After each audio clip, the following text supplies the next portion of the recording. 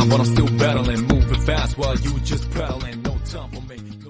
Hello and welcome to the Weekly Stuff Podcast with Jonathan Lack. And Sean Chapman. Weekly for 4 weeks in a row. Exactly. Yeah, we can officially just kind of call this the Weekly Stuff Podcast without having to make a comment about it from now on. I know. Until we fuck it up. Sure, I mean, we should maybe put a sign on the wall, like, days since accident kind of thing. Yeah. Days since missed week. Yeah. So, in any case, yes, we are weekly, and we got stuff to talk about this week. So, obviously, second week of the Doctor Who season, so one of our main topics today will be talking about episode 2 of this season of Doctor Who, Into the Dalek. Into the Dalek. Indeed. So lots of thoughts on that. That'll be at the end of the show. If you're not watching Doctor Who right now, just listen to the start of the show. Because we're also going to do just some general stuffage, and then we're going to do some new stuff, talk about some interesting gaming announcements, some interesting movie stuff. Kind of been a rough week in gaming in some ways, so might touch upon that. But Sean, let's just start it with the general question. What you been up to? I've been playing Diablo 3. Okay. You like so that's Diablo. basically it. Yeah. Yeah, I've been playing a lot of Diablo 3. Yes. And I've played some Diablo 3 too. And actually, you and I tried the Diablo 3 co-op mode the other day. And that was really fun. Yeah, it's a good co-op mode. But definitely one of the most seamless co-op modes I've seen recently. And we should say this is a couch co-op. Yeah. Like, you can play online co-op, obviously, and that's right. It has its own stuff attached to it. But, yeah, you can, if you want, you can get 4 people on the couch, have everyone make characters, and just fucking go for it. And I think 4 people might be too insane. Yeah, it might be a bit much. Like, right. But with just like you and me, just 2 people, like, it was really fun. It was basically like playing Diablo on your own, but with that kind of extra added fun of just the 2 of you, like, just bashing on monsters. Me standing and just launching an endless wall of fucking arrows at our enemies. I mean, one of the funnest parts was that, so you and I were playing, obviously, different classes and everything, and it was fun just to see, as the level progressed and everything, the different things you and I had, and us being impressed by, like, whoa, that's a crazy cool move, whoa, that's really weird, like... Partway through, I unlocked an ability that allowed because I'm playing as a demon hunter, or that character's a demon hunter, and you have this chakram ability that just shoots, like, a huge bladed disc, and then I got a thing that made it so I shot 2 of them. So it'd be like you're a monk and you're just like teleporting around, punching people, and there's just these giant hurling scythes just like cutting through the air, killing everything. Yeah. It's pretty awesome. Pretty great. My monk, near the end of our session, got like a giant sword. Yeah. And he looked so fucking cool with that thing. That was definitely one of my favorite things when we were playing. But yeah, I mean, it's just, couch co-op is such a kind of dying art form now. Like, it doesn't happen much. Especially for, like, big $60 type games. Yeah.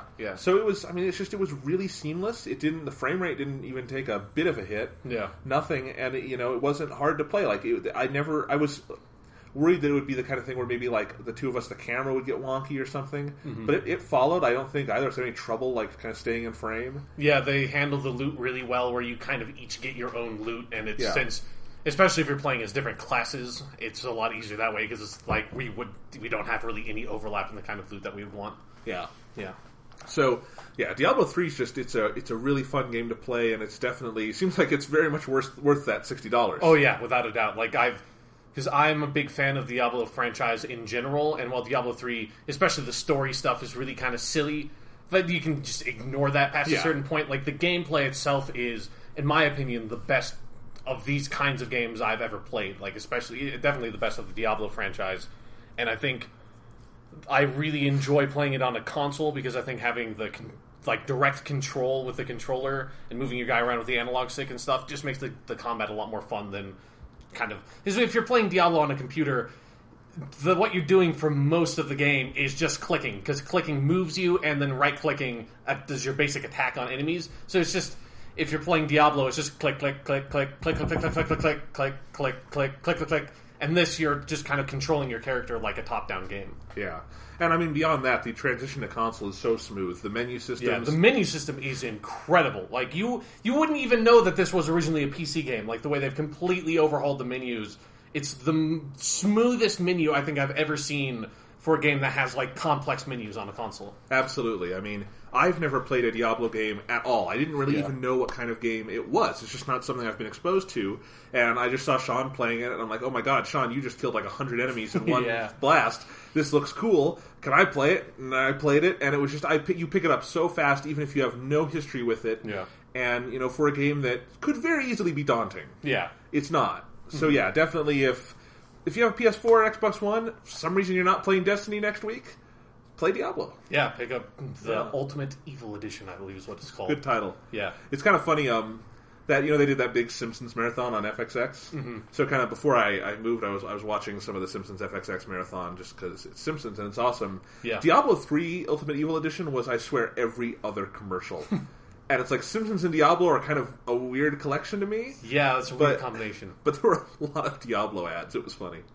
All right. Anyway, that's Diablo 3. That was fun. I saw some movies this week.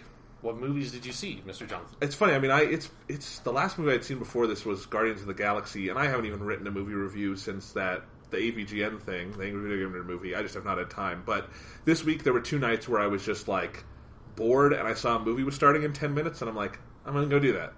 Yeah. And it was a good way to see both of these movies. I saw, these are both movies that played at Sundance this year, and I've been wanting to see since then, and I honestly did not even know came out, because they were kind of so under the radar. Yeah. But the first one was A Most Wanted Man. This is a adaptation of a recent John le Carre book. If you've seen, like, Tinker Tailor Soldier Spy, the Thomas Alfredson movie with Gary Oldman, it's in a similar vein as that, because it is John le Carre. But that's a Cold War book, turned into a Cold War movie. This is a book that was written in this era, and it's about, sort of the war on terror and that kind of thing. And it is very, very good. Even though it's made by a completely separate creative team as the Tinker Tailor film, it's got a lot of the same good qualities. Like, the production design is just phenomenal. And I think it's the kind of production design that's so good, a lot of people aren't even going to talk about it. But, like, you remember how cool the sets were in Tinker Tailor? Yeah. And they were cool, but they felt like they could exist. Like, this is where, they felt very natural. Yeah, it's the same kind of thing in Most Wanted Man, where they're cool because you feel like this is where spies might be working and it's interesting. Mm-hmm. But, the big attraction of A Most Wanted Man is it is Philip Seymour Hoffman's final leading role in a film, I believe. And it's one of his best. He's fantastic. He plays a German dude and has an awesome, thick German accent. Good God, why did this man never get to play a James Bond villain? Yeah. It's so... Oh, God. But, I mean, and the thing is, he is so good in this, as he is in everything, that I went in, started watching it, and I didn't even think about how he had died or the sadness around this until near the end of the movie, because I'm just watching him act. Yeah. And it just hit me near the end, like, this is the last time I'm going to do this. Watch him in a theater, lead performance. Yeah. And it sucks. But he's so good in this. It's a real testament to his legacy. And it's a great film. It's a really good story. It's a spy story that I think is more about sort of what it says about the characters and culture and all these things than it is about, the mystery or something. But I mean, just the attention to detail and process and everything is so good. And I went to see it for Philip Seymour Hoffman, but there's actually a bunch of actors I like in it who I had no idea were in it. Willem Dafoe's in it. Oh, nice. He's German. That's great. Nice. Yeah. Willem Dafoe's good in this. How does he sell the German accent? It comes and goes, but it's pretty great. Yeah, I was kind of hoping that he wouldn't, because I think that's the Willem Dafoe that I would want to see. Yes. Is a bad German accent Willem Dafoe. It's not the best. It'd be really depressing if I sat there and was like, oh man, he just sounds German. Yeah. Fuck. I should say, everyone in the movie, it's set in Berlin, so everyone's got a German accent. I think the only actor in it is Robin Wright is using her American accent because she's playing an American. But she's only in a couple scenes. It'd be funny if she was playing an American, but she still used the fake German accent. Right. Just fuck with people. So, I mean, the accents are kind of all over the map. Like, the other actor I really like who was in this is Rachel McAdams, and she's very good in this. I think it's one of her better performances. And I can't even really judge how good her accent is because I can't tell you what a real German accent is, really. Okay, sure, yeah. Because you'd only hear joke German accents in movies and stuff, it feels like. Sure, okay. I don't know. I'm thinking of, like, Inglourious Bastards and stuff these days. Okay. Yeah. But whatever. It's but she's very good, and it's just it's interesting. I think that like the one German actor I recognize in the movie is Daniel Bruhl, who was in Inglourious Bastards. He's the actor who was also the sniper. Mm-hmm. He was also in Ron Howard's Rush last year. He's really good in that. But I don't think he even talks. So like the one actual German dude in the movie, they don't even give any lines. Yeah. So anyway, but it's very good. I would highly recommend it if it's playing anywhere where you're near. Really good movie. And even better than that, this is one I saw the other night, is Calvary. This is a film by, I think, John Michael McDonough is his name. He's the brother of... not Neil McDonough. I forget the other McDonough brother. There's 2 of these guys. Sure. They're both they're accomplished playwrights in Ireland, and they've started making movies separately, and they're both very, very good writers and directors. I like the other McDonough's films. In Bruges and Seven Psychopaths are great. and the younger McDonough brother. His previous film was The Guard with Brendan Gleeson and Don Cheadle, which is this very black comedy. And I liked it but didn't love it, and I think he's really made a leap with this film, Calvary. It also stars Brendan Gleeson, who is an awesome actor, and this is the best work of his career in this film. This is a fascinating premise. It's a movie set in a sort of small Irish town, and it's about Brendan Gleeson plays a Catholic priest, and he's a good guy, he's a good man, and the first scene is him sitting in confessional, waiting for someone to come in. Someone comes in, we don't see this person, the shot is just on Brendan Gleeson, and he listens as this other man in confession explains how he was routinely sexually abused as a child by a priest of the Catholic Church, and that he's filled with anger because of this, obviously.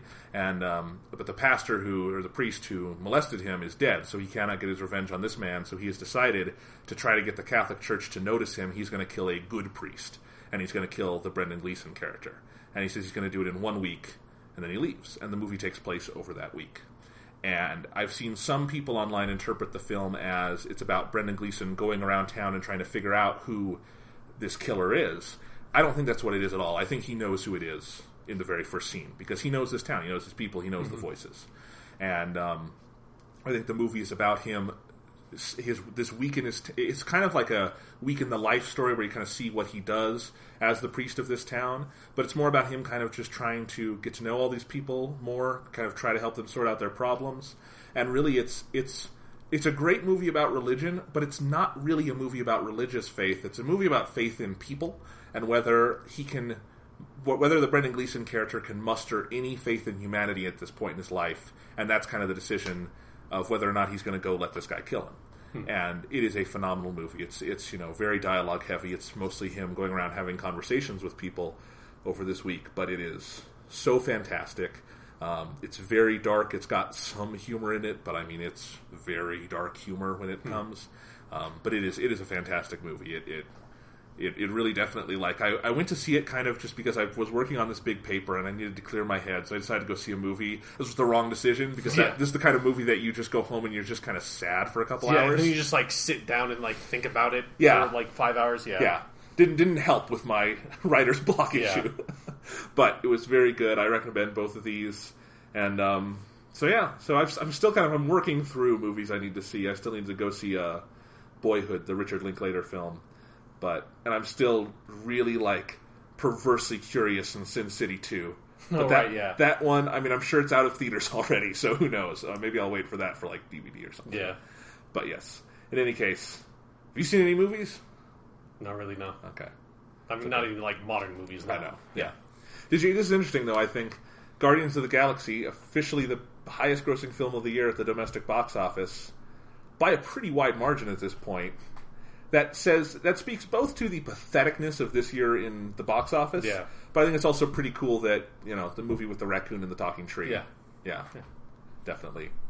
Marvel got the last laugh on that one. Yeah. And I can't wait now for all the knockoff movies that just have raccoon and tree characters in them now. It's god damn it. Maybe that's what Warner Brothers will do now, is that it's instead of Batman v Superman, it'll be Tree v Raccoon.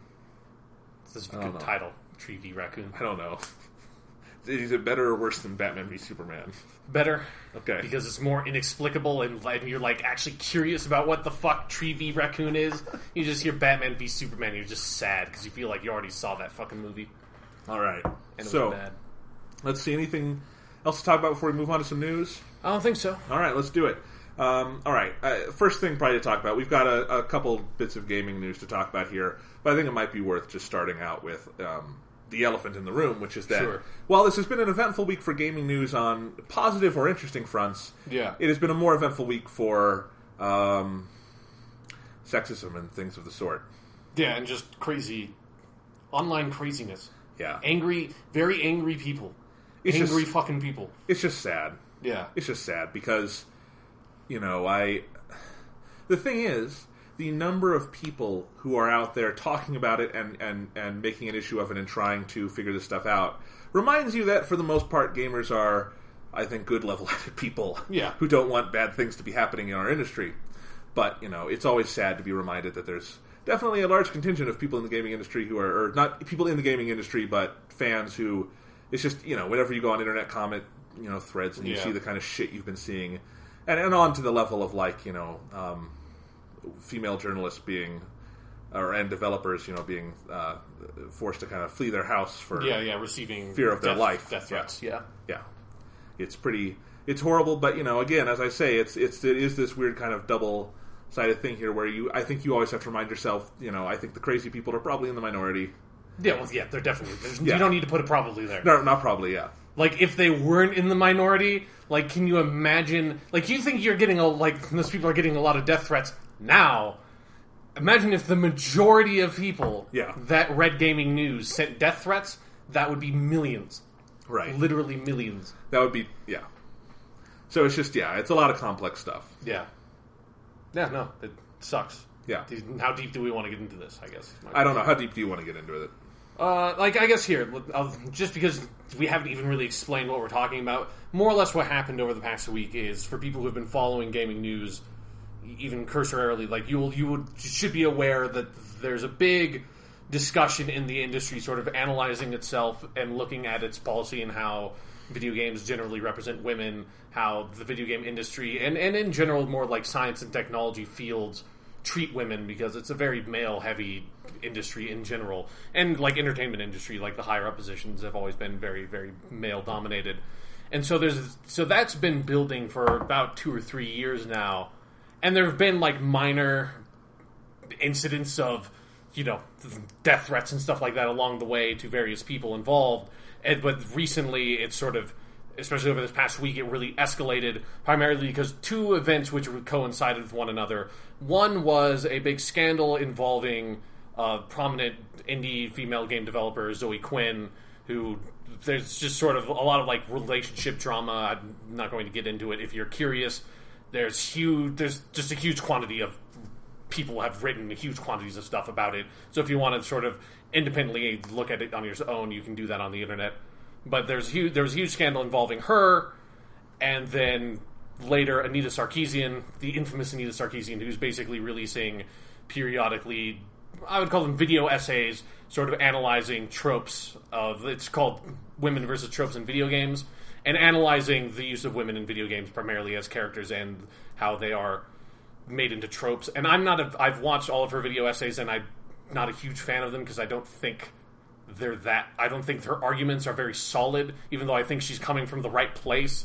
I think she needs to make better arguments about it and sort of like collect more evidence. I don't like the way she makes her videos because it's kind of like a bunch of examples of things without really analyzing them properly. But they're fine. Like, there's nothing wrong with them. They're not like crazy and incendiary and something that's deserving someone to be threatened. But every time she has released a video, she has gotten a lot of threats and stuff, and it's just crazy. And that's just the sad thing, is that whether you like her videos or not, it's just people should be allowed to voice their opinions on these things. Yeah. And it's sad that just because she is a woman talking about issues with women in gaming, she has to come under fire for this all the time. Yeah, like, it wouldn't even matter if her essays were incredible and, like, really thoughtful, just like some of the greatest pieces of 21st century criticism. It wouldn't matter if they were that. Like, she would, in fact, she'd probably get even more death threats if that were the case. But yeah, so she released her newest video this week as well, and so then she got a huge quantity of death threats that apparently she felt was enough of them were credible and enough of them were directed towards her family that she felt she had to contact the police and moved out of her house. So yeah, that's basically what this week was. And that's terrible. That's bad. And I will say, I think one of the saddest parts to me wasn't just the absolute flaming stuff. That, to me, just kind of rolls off me because I get it, too. I've gotten it, too. Yeah. I read the comment on the podcast about when I put out the Prometheus article and the guy who said I should burn in hell and all that stuff. Which, you really should, Jonathan. Like, let's be fair. Okay. You probably should burn in hell. Okay. Yeah. So, but yeah, you're like Man of Steel. Like, what the fuck? What kind of horrible, monstrous human being likes that movie? You really should burn in hell. All right. Well, anyway, there's just, I see that stuff, and I'm sure, Anita Sarkeesian, having seen a lot more of it in her life, she's probably used to that stuff too. The death threats are a step above that, and that's terrible. Yeah. But I will say the thing that kind of maybe made me depressed the most was on a couple of different gaming websites I read that I consider to have at least relatively level-headed comment sections. Yeah. Like, not IGN, but ones that I feel like have... IGN is like the YouTube of video games. Right. Video sites that I feel like have little tighter communities and people try to express their ideas in more than one sentence or something. Yeah. We're talking... It was a post about the Anita Sarkeesian death threats and stuff, and it was a lot of people starting their comments with, well, I think it's ridiculous that, this is happening, blah, blah, blah. I'm like, oh, that's nice people are saying that. Then it goes into... it's basically a polite way of saying she shouldn't be allowed to talk about women in gaming. Yeah. And that, a lot of people... And I just think this is the thing where it feels like people who are... semi-reasoned, there's still this kind of belief among some male gamers that gaming is just a male thing and women shouldn't be in it or talking about it. And that's what I was seeing was the tone of a lot of this. Mm-hmm. And it's just so disgusting because that's objectively not true. Yeah. Like, I mean, I was, the recent polls, or not polls, but studies and stuff do indicate that, in part because there are just more women in the world, there are more female gamers at this point. Yeah. And stuff. And, it's... I think a lot of people perceive it to be a male-dominated industry, or an industry for men because it is male-dominated. Yeah, but that's But if you took that, that's the world. Then that's all movies. Yeah, exactly. That's movies. Yeah. That's you would assume the world was all men if you looked at government. Yeah, but it's like it's not. It's just we're really fucked up in representation and shit. Mm-hmm. Yeah.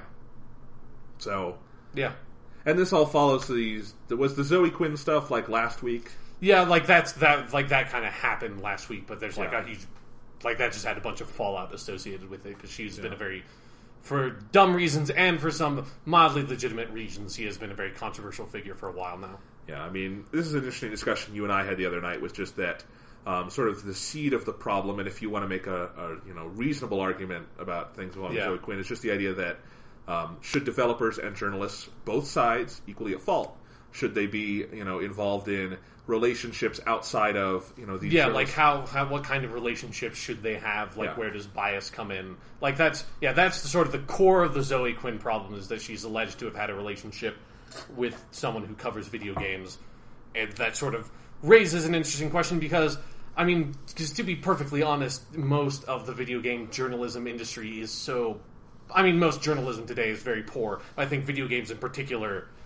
is very, very poor because it comes from a place that it just basically comes from the internet, and so most writing on video games is very bloggy in a very bad way. Yeah, and I mean the other issue with Zoe Quinn, it's not just when I say relationship, it's not just maybe a romantic kind of thing. It's also multiple journalists were contributing to her projects financially. And I can tell you right now, in traditional journalism models, that would be considered a huge breach of trust. Yeah, and there's a lot of websites that are accused of... I mean, not accused of... I mean, there are people... I don't want to start naming names and stuff, but there are people who we know have donated money to Zoe Quinn's Patreon and other developers' Patreons, which is basically just giving them...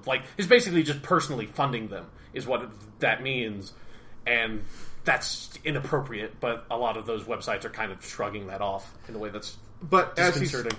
It's kind of funny. I had a test the other day, a writing exam, and it was during all this stuff was going down, and the topic I decided to write on was the rise of citizen journalism and demise of traditional journalism. Yeah, and I just wrote about this stuff because it's like we used to have rules and ethics and things in journalism, and it's not just gaming that's getting rid of that. Gaming journalism really never had it. Maybe it's everyone, but it is. I do think it's in part that maybe the first.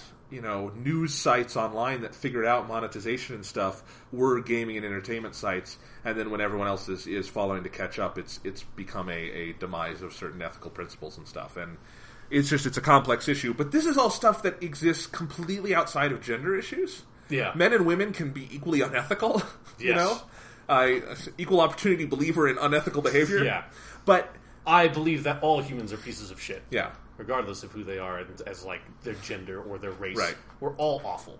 Indeed, and that's the thing, is that it's just, I think one of the saddest parts about all of this is you can't talk about a person's ideas or actions in some of these online spheres without it becoming about things that are completely irrelevant. Yeah. Like their gender, which not relevant in these discussions. Yeah. Yeah. If you want to, critique ideas in Anita Sarkeesian's videos, you can do that by, talking about her rhetorical strategy, not about her gender, and then saying she should die or something. It's...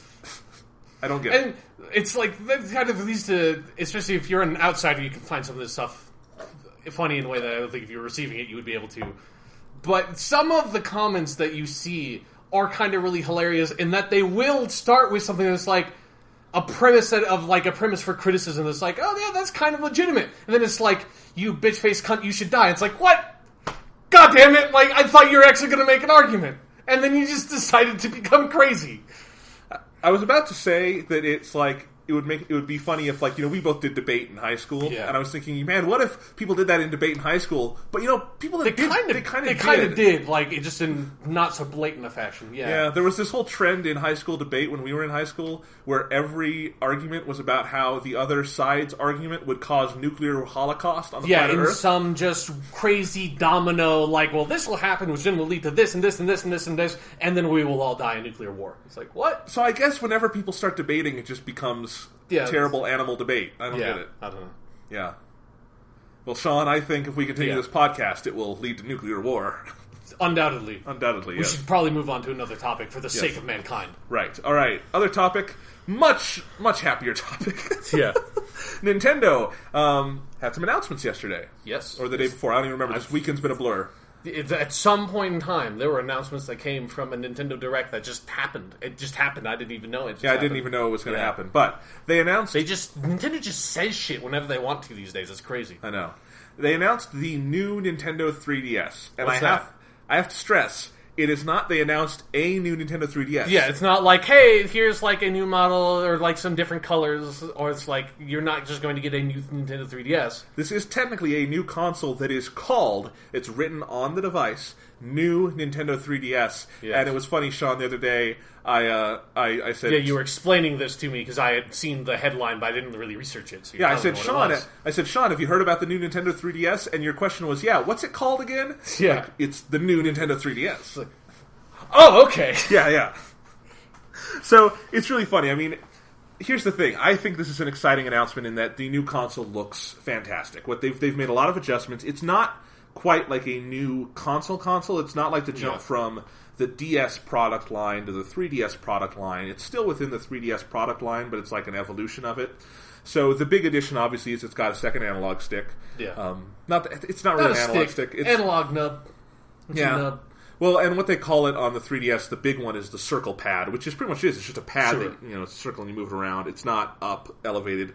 The new one seems like it's a little elevated. It looks a little like the PSP or Vita analog stick. Yeah. It's smaller. So they've added that. I'm going to take to calling these things analog things. Analog things? It's got an analog thing. All right, sounds good. So it's got the new analog thing. Yeah. It's got a second, not row of shoulder buttons, but new shoulder buttons that are kind of just, they're in further. But that's cool because, more buttons is always nice on that level.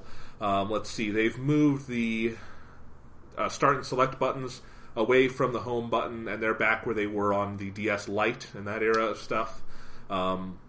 They've moved the place where the game cartridge from slot. the top slot. Yeah. That's the word. I was going to say the hole, and I was like, that's just wrong. Yeah. I mean, it kind of is a hole, but it just sounds like a caveman if you talk about it that way. Yeah. They've moved it from the top to the bottom, which is kind of weird, but whatever, it's fine. Yeah. Let's see. They've moved some other... there's some cosmetic things like that.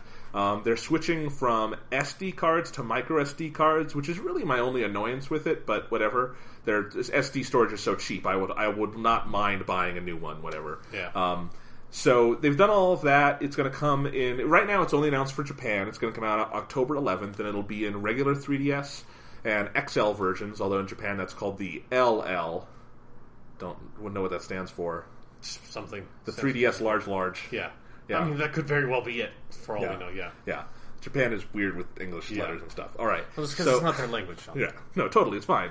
So, yes, it'll be in both of those. The regular 3DS version is based on... Its design looks like kind of a Super NES, and the buttons are colored like that, while the XL version is based on the GameCube color scheme, and I think it looks gorgeous. I really, really hope they put that version out over here because it looks really cool. But yeah, and it'll have faster CPU and processing power and stuff, so... The basic, idea for that is that it'll be able to do just basic system functions faster, but they will be able to run more sophisticated games on it, and there will be new Nintendo 3DS exclusive software. So, overall, I think this is a cool announcement. It looks like a really nice evolution. It fixes some problems everyone has had with the 3DS. It's been, a couple of years at least since the 3DS XL, so it feels, it's fine for there to be time for a redesign, if you consider that the 2DS was just kind of this weird side thing, which I think a lot of people do. Yeah. The 2DS was not for existing fans. I think the new Nintendo 3DS kind of is. I think, I intend on upgrading to it. It looks cool. But yeah, so it seems neat on that level. It's just, there is kind of, again, the Nintendo branding thing that I don't get. Yeah. Calling it the new Nintendo 3DS just confuses everyone. Is just a baffling decision. Especially when they just went through this with the Wii U. Yeah. Of like, nobody knows what the fuck your brands are, Nintendo, and you like Nintendo, far more so than Sony and Microsoft, have to appeal to a wider, more family audience, because that's what got them the success with the Wii. And so that audience is going to be confused because they don't follow gaming news. They don't know that you just announced the new Nintendo 3DS. So when it's in stores and just says new Nintendo 3DS, nobody's going to know what the fuck that means, because I barely know what the fuck that means when I saw it, Yeah, totally. Yeah, I think it confused everyone, even people like me who, use a 3DS and like it and are interested in this stuff. It's just kind of weird because assumedly it's going to exist alongside the existing product lines. So you'll have, if you're a parent going to the store to buy a 3DS for your kid, you will have in front of you the Nintendo 3DS, the Nintendo 3DS XL, the Nintendo 2DS, the new Nintendo 3DS, and the new Nintendo 3DS XL. And possibly, like, a normal, like, whatever the latest, the last, like, DS was. DSi. Might even still be there. Yes. So it's a lot of stuff. Yeah. And, I would think the way to do this, because, again, the product looks great. I don't think anyone's arguing about the validity or the design of the product. That looks fine. But I think you could just pitch it as, kind of in the vein of how Apple pitches a new iPhone every year. It's just the new version. You phase out the old one, you put the new one in, and people use it. You don't have to make a big deal out of it, I think. You probably need to find some better creative name for it than new Nintendo 3DS. But, 3D double S. Yeah. 3DSS. So I don't know if their plan is to phase out the regular 3DS right now. I would think that would be the best idea, because then you would force people to move to the new one, but... Yeah, because they're going to have it depends on how much exclusive software that they make for the new 3DS. Yeah. But they might end up finding themselves in a situation where they split their fan base in a really awkward way, where half of the people own a normal 3DS and half of people own a new 3DS. They could find themselves in a very similar situation as like with the Sega CD, where what ends up happening is only a small portion of the people that own your console move on to the upgraded thing, because you can almost think of this as like a peripheral for the 3DS, because for people that already own a 3DS, they would have to just buy this to upgrade it. And so if only a small portion of currently of 3DS owners move on, it will limit the amount of exclusive software they can make and potentially hamstring this new product line, and then make it so that there's no compelling reason to move on, and so the product just kind of ends up coming out and doing nothing. Yeah, and I think I don't think it's going to be disastrous either way, because the 3DS is such a successful brand, and at the very least they can still release just software for everything. Yeah, and they can have it do some exclusive stuff on the new Nintendo 3DS, like Smash Bros. Is a regular 3DS game. But, it's launching with the new Nintendo 3DS in Japan, and it'll have special things you can do with that C-Stick, where you can do your Smash moves and stuff. So they could keep doing stuff like that, but I wonder if it is going to split the fan base like that, because I don't think it inherently needs to. I think they can probably get a good number of people moved over to it if they want, and if they pitch it right. And I think there's a way to do it, even calling it the new Nintendo 3DS, but, I just don't know if you can trust Nintendo and marketing after the Wii U. Yeah.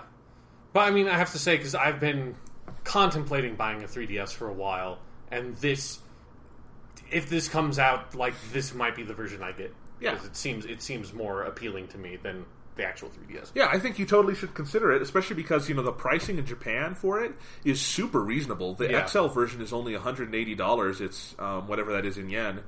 And it's like, and that'll come over here cheaper, so I assume it'll be like maybe max $150 for a portable video game console. That's great. Yeah.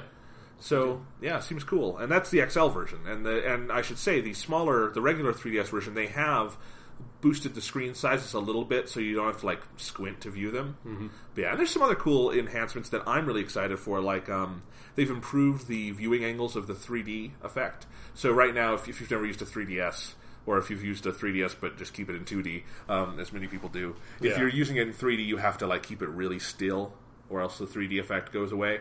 and it blurs your game. But now it's going to be you can kind of view it from several angles, and it'll track your face with gyroscope stuff and cameras. So that sounds cool. I also hope it fixes, like, for me, some of the ghosting issues I see in the 3D. And that actually, for me, happens with every 3D I see, whether it's in a theater or in this, there's just ghosting. I think it's probably because, I don't have perfect eyes. But, yeah, I hope this fixes some of that. Because I do like the 3D effect on a lot of 3DS games. Like, sometimes if a game has really gorgeous graphics and they've really thought about it, the 3D can be really nice, like in Fire Emblem Awakening. It's absolutely essential for, like, Super Mario 3D Land and stuff. So, seems cool. But either way, I think this is an interesting development. And they announced some other things, like there will be... This was the week of people announcing themes coming to different consoles. There will be themes on the 3DS, so you can customize your, menu system and stuff. That was interesting. They announced that Bravely Second, the sequel to Bravely Default, will be coming out this winter in Japan. And they had a trailer for it that was not nearly as cool as the Bravely Second trailer that is at the end of Bravely Default. Huh. There's this at the end of Bravely Default, you get this Bravely Second kind of interactive trailer, and it is one of the best game trailers I've ever seen. It's so cool. The one here kind of looked a little too much like Bravely Default, like they were reusing some assets, and I hope that's just like maybe the beginning of the game or something. But yeah, so if it's coming out this winter in Japan, hopefully we get that next year in America. The game was a pretty big hit here for the 3DS, so I hope they get it out quick. But yeah, that's pretty much all the Nintendo news. Yeah. New Smash Bros. No, you forgot the biggest news. Shulk. Sorry, Shulky is She-Hulk. Shulk is coming out. He's a character for Smash Brothers. Yeah. For Wii U and for Smash Brothers 3DS. Yeah. Shulk. They're running out of characters. Yeah. Yeah. Shulk. It's from Xenoblade Chronicles, which is going to be the first exclusive title for the new Nintendo 3DS. So, yeah. I mean, with Shulk, exclusive in the sense it's a port of a Wii game, but yeah. Exclusive in that you can't play it on the old 3DS. Exactly. Yeah. So, that's how they fix it. With the marketing, when the new 3DS comes out, they change the name to the old 3DS to the old Nintendo 3DS. That's how you fix it. That's how you get people to move over, because nobody wants to own something called the old 3DS. Unless, like, they do it too... Genius! They should hire me. They should. Unless, like, they did it, and they did it too well, where they called it, like, Ye Old, and they had, like just, like, a picture of, like, it's like the Old West setting or something. It's like they release a firmware update that turns everything into sepia tone. Yeah. They make it kind of cool and hipster. Yeah. But actually do release a firmware update. So on, like, the home screen for the console, it just says the old Nintendo 3DS in, like, a really lame font. Yep. Yeah. And then it patches all your games. So now New Super Mario Bros. 2 becomes Old Super Mario Bros. 2. Yeah. And then, like, you just have the frame rate for all of them. You just cripple your whole existing fan base and force them to move to your new product. It's genius! It's fucking genius. All right, Nintendo Sean is a marketing expert. So, yeah. Give me a call. Yes, indeed. Your Nintendo, you can find his number, I'm sure. Yeah. Just ask the NSA. They probably have it. Yeah. All right, so let's see. That's all the Nintendo stuff. Then Sony had some announcements last night. What was it? Tokyo Game Show going on, or what was it? No, it's a run up to TGS, but TGS is happening pretty soon. So I think that's why Nintendo did the Nintendo Direct, was to sort of get some announcements out ahead of the show. And of course, there were some interesting announcements. Themes are finally coming to the PS4, to the PS Vita, so you can customize all that shit. That sounds cool. But, fuck it. The important news here of this week, of everything that's happened, the most important news, Persona motherfucking 5. Yes, P5. P5. On the PS4. On the PS4. Yeah. And PS3, so if you still have your PS3, you can play it that way. Or if you've moved on, now you're like, okay, I can just leave my PS3 behind. Yeah. I don't have to get it out of storage. I can just play on the PS4 with the DualShock 4. It's so nice. Yes. So nice. It's been pushed to 2015. Yeah. So, which, I mean, we weren't going to play it till 2015 anyways. Yeah, so it was going to come out in Japan first. So right. And who knows? Maybe I'm imagining the window between Japan and America will be pretty tight on this one. Yeah. So yeah, coming to PS4, push 2015. There was a trailer. It was one of those kind of anime cutscenes that Persona. Yeah, it looks like it was sort of cut from what I imagine would be the opening cutscene to the game, because it shows your new main character who has very cool, very unique design on a train moving into a town, which seems very familiar to me. Yes. So it's a Persona setup, but we were both happy to see it is its own art style. It's its own sort of atmosphere and everything. The main character looks very different than Makoto or Yu. Yeah. And it's just cool. I mean, you were saying you were kind of worried that this might just be Persona 4 2. Yeah, because I wasn't that concerned about it, but it was still in the back of my mind because of how much they've been pushing Persona 3 and Persona 4 with all the spin-off titles. That might happen, but just looking at that teaser, I was like, okay, yeah, this is clearly its own thing. Yeah, clearly it's still a Persona game, but it's it seems as different from the other ones as Persona 3 is from Persona 4. Right. But very excited. That's going to be awesome. So PS4 will have its best game. And hopefully there will be a Persona 5 dynamic theme for the PS4. Yeah. And just combine those announcements together. Yes. Hopefully they'll Something just let about you... emancipation. I don't remember. Or it'll just be like the Vita where you can just put your own pictures on there. We can put a Persona 5 picture on there. Yeah. I think both you and I, our Vita home screen is just the Persona 4 picture. Yeah. Because it's cool. Mm-hmm.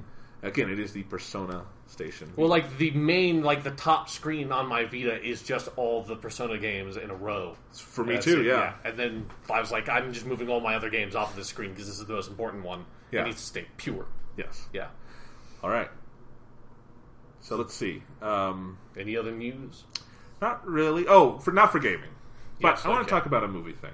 All right, let's talk about a movie thing. Because, fuck it. We're just turning into the slide at this point. New weekly segment. We make fun of DC's strategy for superhero movies. Yeah. I mean, we wouldn't have to if they didn't keep on doing stupid fucking shit. It's not our fault. Yeah. It's not our fault. So, Drew McWeeny at HitFix this week reported. And he's usually pretty reliable on industry sources he has and stuff.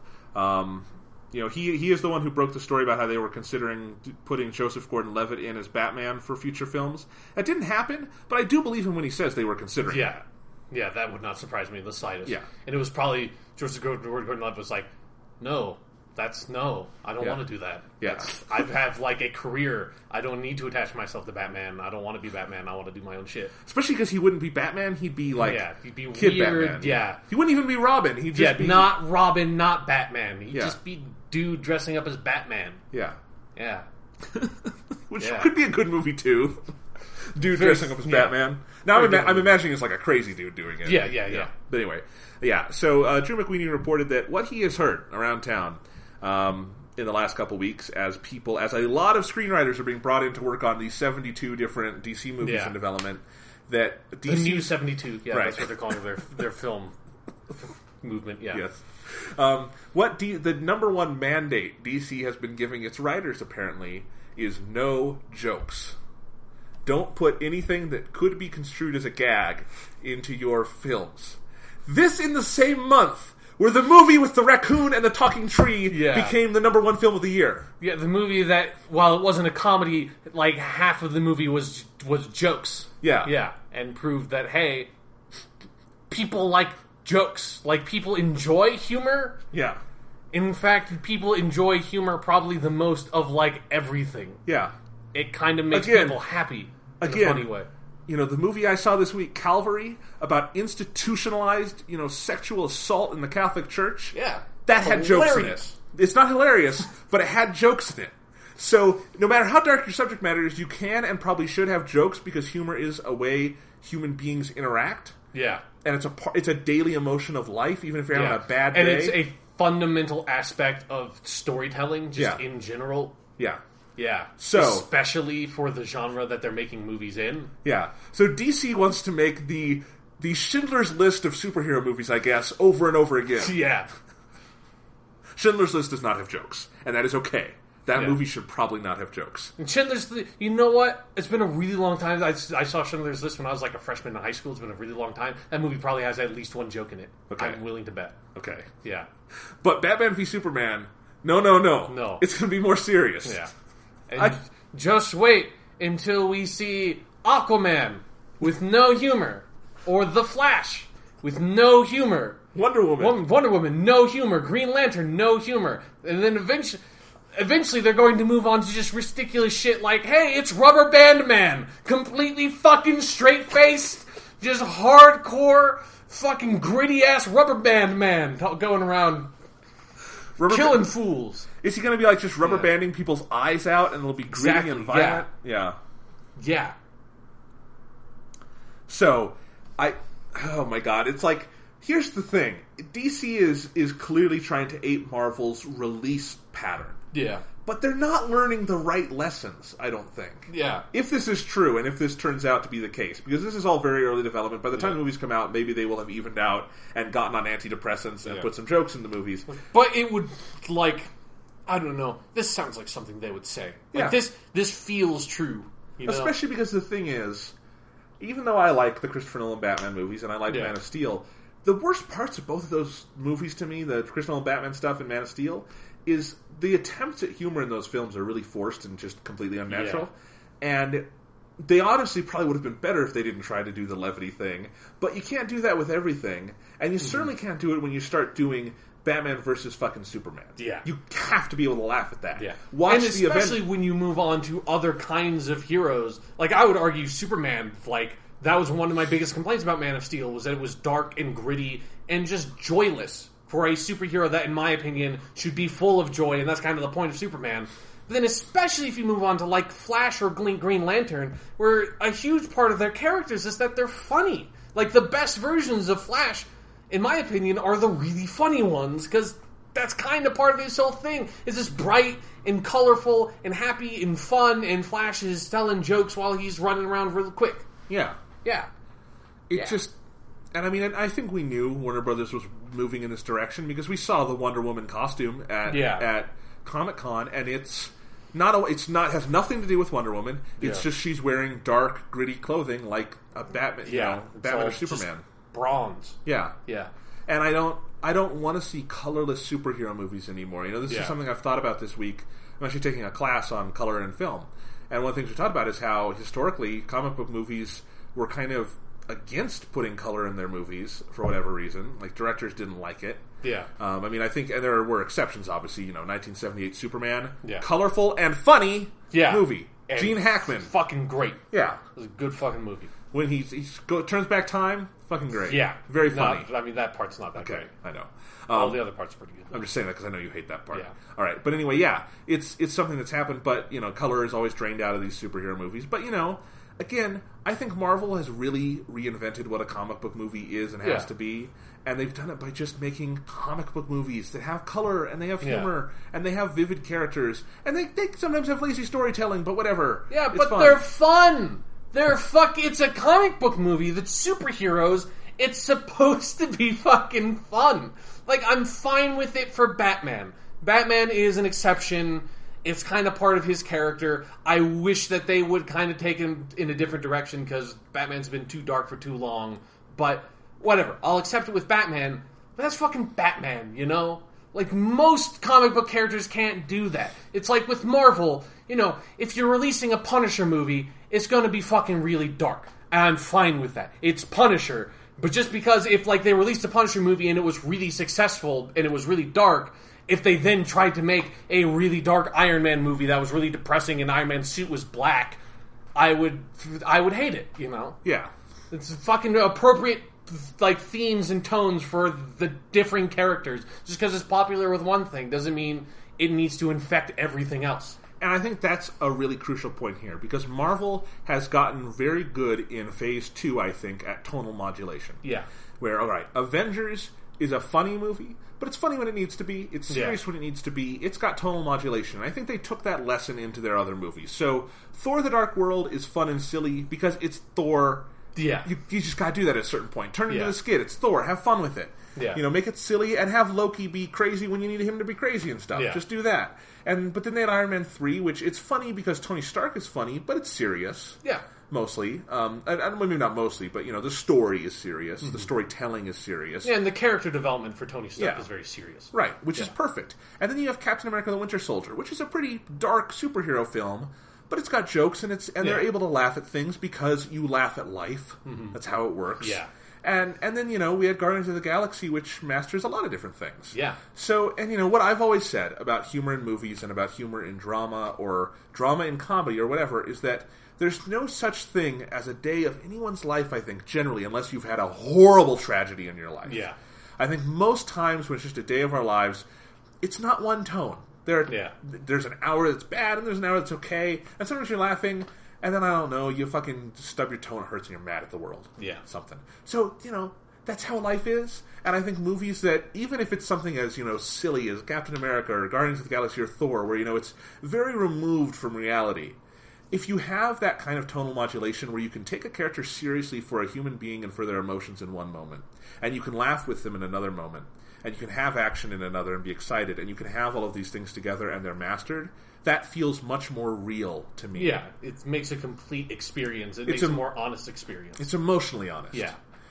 So, people always talk about, Christopher Nolan's Dark Knight movies being gritty and realistic.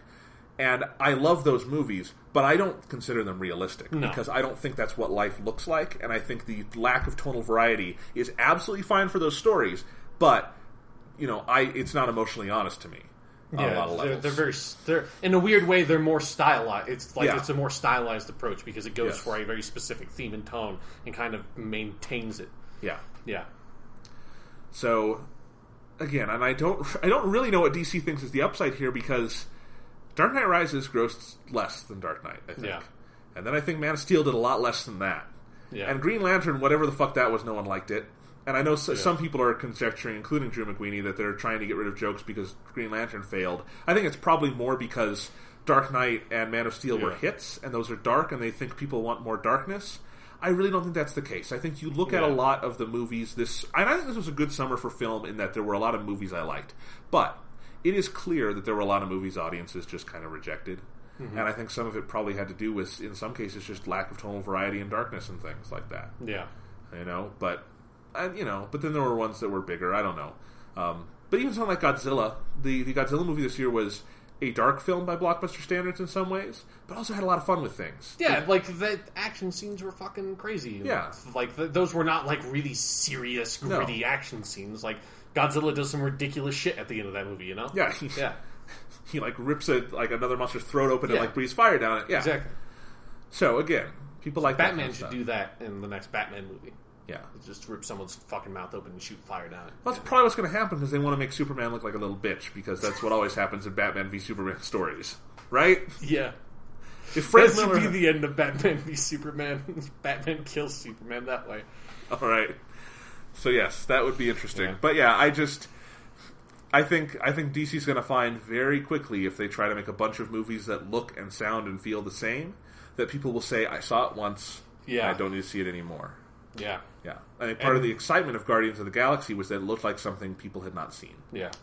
I should say, it's also this kind of approach of extracting a lot of the humor and fun from their comic book characters is not just in their movies. A lot of the majority of the DC comics feels like that to me, especially when if you read a comic that's has a lot of editorial involvement, like anything that's a big crossover story, it just tends to be really violent and dark and gritty and it tries to be mature in the most juvenile way possible, and it just becomes unpleasant to read at that point. And so it's sort of a problem with a lot of the culture at DC right now, is I think that the huge success that Batman had has just infected everything that they do, and that's why there's a dozen different Batman titles in the new 52, even though it's not 52 anymore.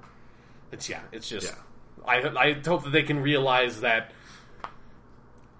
most people don't want that. You will get a much broader audience if you inject a lot more fun and escapism into your dumb escapist superhero comic, Yeah. There's nothing wrong with entertainment. Yeah, exactly. That's the whole fucking point. There's a time for watching Brendan Gleeson Calvary movie about religious faith and crisis. There's a time for watching Thor fucking hang his hammer up on a coat hook. Yes. Yeah. And I think those can coexist just fine. Yeah. They should coexist. Yeah. Better that way. Now I want Brendan Gleeson hanging Thor's hammer in a confessional booth or something. I don't know. This has gotten all mixed up in my head. Let's move on. Yeah, I think that was actually, talking about that is a good segue to, I think, a show that does that very deftly, of handling different tones and absolutely. That's been being very emotionally honest. Been one of the hallmarks of Doctor Who, I would say, for its entire run. Yes. First episode ever, William Hartnell does some funny stuff, like kidnapping people. Exactly, it's fucking hilarious. And it is kind of played as a joke, so it's okay. Yeah. All right. Let's talk about Doctor Who. Ruins their lives. All right, so let's talk about Doctor Who. Let's go. Actually, here, I have a question. Oh, okay, I was gonna... Oh, I know what you're going to do. Go ahead and do it. It's okay. Let's go into the Dalek. Okay, yeah. Anyway, can I ask you a question, though? Ruined it, yeah. So Ian and Barbara, Yes, in the yes. early. They do get kidnapped and everything, and their lives are almost ruined. When they stop traveling with the Doctor, do they regret it, or are they okay with it at that point? Do you think? I think they're kind of okay with it because they leave in the story Time Chase, where they get that's where the Daleks chase, where the Daleks first have time travel, and so then I think they use the Daleks time capsule thing because the Doctor obviously can't land anywhere reliably, and that's why you can't get them back to their time and place on Earth.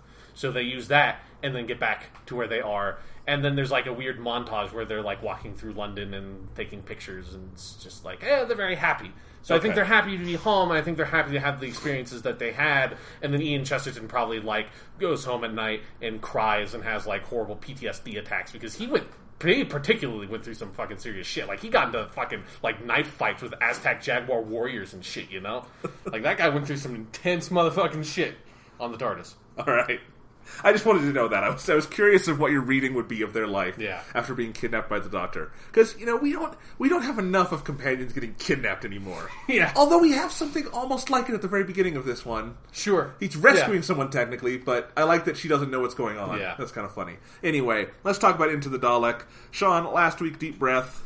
I didn't really like that episode much at all. Yeah. I thought it was okay. Okay, yeah. I have to say I rewatched the parts I wanted to rewatch, and I agree. I didn't disagree with you at the time, but I definitely do agree with you on the Peter Capaldi is great. He has some great scenes in that episode. Yeah. But there was a lot of annoyance, and on a second viewing, I was annoyed even more by Madame Vostra and her friends. So whatever. But they're not in this episode, Jonathan. Fucking thank Jesus they are not in this episode. And Into the Dalek, for me, massive improvement. Yeah, definitely. I thought it was good. Didn't think it was great. My general takeaway was that I thought this was the second week in a row, and this is not to the same degree as Deep Breath at all, because I didn't think anything really worked in Deep Breath. But I thought it was the second week in a row where I thought the ideas behind the episode and the story were a little more interesting to me than the actual execution. But this felt like a normal episode of Doctor Who, and I was okay with normalizing after the disaster of last week. What did you think? Yeah, I really liked it. I think I kind of agree with you, though I think I like the episode more than you do. I think, in particular, the beginning of the episode's kind of slow, because they do some stuff where they're setting up another character that we'll go into. And so that part's a little bit slow, and it takes a while to get into it, but I think once they do go into the Dalek... It takes a while to get into the Dalek? I did that. Okay. You don't have to... I did that intentionally. But when they do go into the Dalek, it is...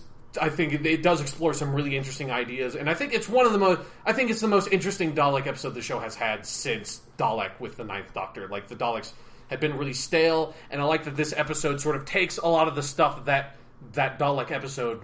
It's just called Dalek, right? That's the one. Yeah, it takes a lot of the stuff that Dalek covered, but sort of moves it in a different direction, and sort of shows how the Doctor has changed a little bit, and takes a different tack with it that I really appreciate. No, I think the strong point here is... there's a couple strong points. I think on a production design level, this episode is a total triumph. Yeah. And I wouldn't want to shortchange that. It looks... I didn't like the way this one was edited either, but whatever. I'm fine with it. I think this one had a much more consistent style to it, where my main problem with Deep Breath was how it would just feel like... And that's true of the writing as well, where it would just be one scene... just looks like it was made in a completely different environment than the other scene, Yeah. This one did not really have that. Other than where, very appropriate, where once you're in the school, and then if you go in the Dalek, it looks different. Right. But no, they definitely had to throw some money around to create that many frickin' sets to illustrate the interior of the Dalek, and that's cool. But definitely the big triumph of this episode for me is that I think it took a lot of the ideas that were interesting with Capaldi's Doctor last week and this week told a story that really felt like it progressed those. I think the idea of the Doctor having to confront, he's asking himself, is he a good man? Yeah. And then he has to confront that he has this hatred in his heart that he cannot hide, even if he wants to. Yeah. And that's really interesting, and Peter Capaldi plays that so well, you really feel the 12th Doctor just clicking into place. Yeah. It's very similar to when you saw the 9th Doctor go up against the Dalek in Dalek. Yeah. And even though he'd been around for 7 or 8 episodes at that point, and we already knew he was really, really, really great, it was kind of that same kind of moment of, this is when he really seems to click into place. Yeah. Because the Daleks can be used in that function. There just haven't been in 8 years. Yeah. So, the show has a historical tendency of overusing the Daleks and making them very boring. Yeah. And I'm really glad that I watched this episode. I was like, hey, this was a really good Dalek episode. it did something interesting with the Daleks. It used the Daleks well. It used the Daleks in a different way and used them to sort of advance the character of the Doctor. This is what I fucking want from a Dalek episode. Perhaps most importantly, Yeah. it used them rather sparingly. There weren't Daleks aplenty in every scene shouting exterminate. Yeah. When the Dalek... In fact, that's one of the things I liked, is that we don't get an exterminate until the end of the episode, and then it feels like it has some weight to it. Mm-hmm. So that kind of thing, yeah. But, so where should we even start with this? Should we start with the things that don't have anything to do with this episode and are just completely 100% set up for other stories? Yeah, let's just get that out of the way. Yeah. Because I should say, I think the pre-credit sequence in this episode is fantastic. Yeah. With him getting coffee and all. We'll talk about it more later. Yeah. But then you come back from the amazing opening titles, which Yeah. I want to continue just showering praise on. Yeah. Best credits face ever. Really good credits Yeah. face. Yeah. I love how it really does come out of the clock, kind of. Yeah. Yeah, it is this circular, it's really cool. But anyway, and he's just got a great glare. He's got attack eyebrows. Exactly. You know? You can take bottle tops off of those things. Yes. Anyway, so we come back and we have a fairly long scene. It's like 7 or 8 minutes at Coal Hill School, where we are introduced to new semi-regular character Danny Pink, played by Samuel Anderson, who seems to be a new love interest for Clara. Yeah. And I can't even judge this stuff because I think the actor seems interesting. I think the character seems like he could be interesting. I don't know. But it's just completely detached. I would much rather they waited to introduce this character when they had an actual story to tell. Yeah, like, it seems clear that they're setting him up to be, like, kind of like Mickey or Rory, like a sort of secondary companion that will, I imagine, go on some adventures, but not all of them for this season, I presume. Like, I don't know anything about, like, I was really surprised because apparently some people knew about it because other people like knew that, like, oh, they're doing something with another companion, and I got to this part. I was like, what the fuck is going? Like, what? Yeah. What does this have to do with anything? And they do very loosely tie it in thematically with, like, the soldier thing, and, like, They say the word soldier. That's it. Yeah. They don't do anything. Even that theme feels like it's being like more thematic setup than like even like thematic tie-in. But again, I mean, we're seeing that he has a past. He's killed someone. He probably has some form of PTSD. Yeah. He's socially awkward. You know. And again, it was sort of in the moments where I was you can't judge anything. Yeah. But in the moments where I was like, maybe I'm interested to see more of this character, it was the kind of just his interactions with Clara and him just being kind of socially awkward. like I'm excited to see his character in other stuff, but in like future episodes. But it definitely dragged the beginning of this episode down a bit of just like, get on with it. Yeah, like what are we doing? Like, yeah, who the fuck is this guy? Because it's just not clear.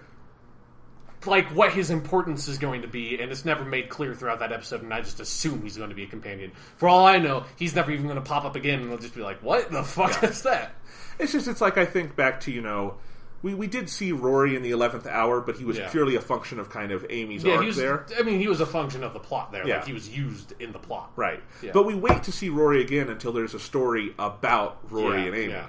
And I just think that's probably the better way to do it. But whatever, maybe, in 2 weeks we'll have an episode with Danny, and it'll be fantastic. We'll be like, we'll totally understand why they needed to introduce him here. Like, it doesn't, because it doesn't, like, destroy this episode. It just slows down the beginning. It's not, and because the scenes at the beginning are totally fine. Like, they're like fine. Them. Yeah. I mean, the one thing I would say is that, and I'll talk about this later in terms of pacing and stuff, there are some ideas and things in this episode I wish they would have spent a little more time on, and I feel like they could have used those 7 minutes to maybe flesh out one of the characters who dies or is semi-important to the plot or something. But that's just me.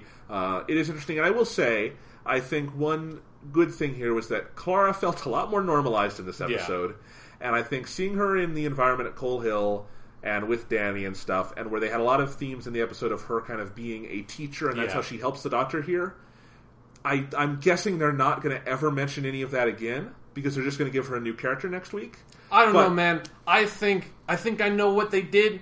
I think they just decided, fuck it, we're just going to make Clara a new character. Like, at the beginning of this season, I'm going to give them the benefit of the doubt and assume she's going to be a consistent character until she leaves at the end of the season. I mean, she's different in this episode from last episode. So. I don't think so. I think they have just decided to say, fuck, whatever the fuck we did, ignore basically everything that happened with the Impossible Girl stuff, because whatever. She's a teacher. She has a controlling personality. That's who she is. Let's just roll with it.